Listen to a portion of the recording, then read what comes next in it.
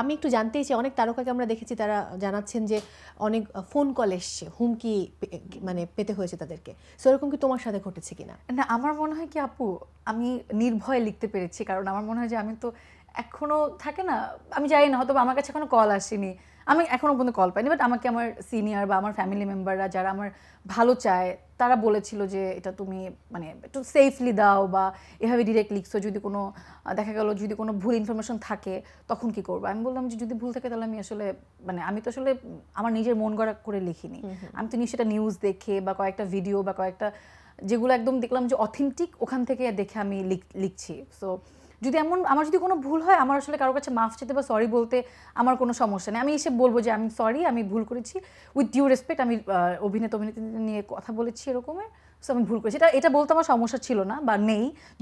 আমি যদি আসলে ভুল করে থাকি সেটা যদি স্বীকার হয়, সো আমার ফ্যামিলি আমাকে মানা করেছে এটা করো না।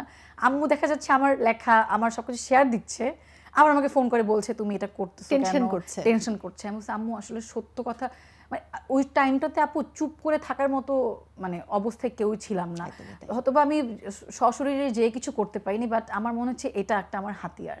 সো আমি লিখি, মানে অ্যাটলিস্ট লিখলেও যে কয়টা মানুষের কাছে যাবে, যে কয়টা মানুষ সাহস পাবে, এটাও আমার জন্য অনেক বড়।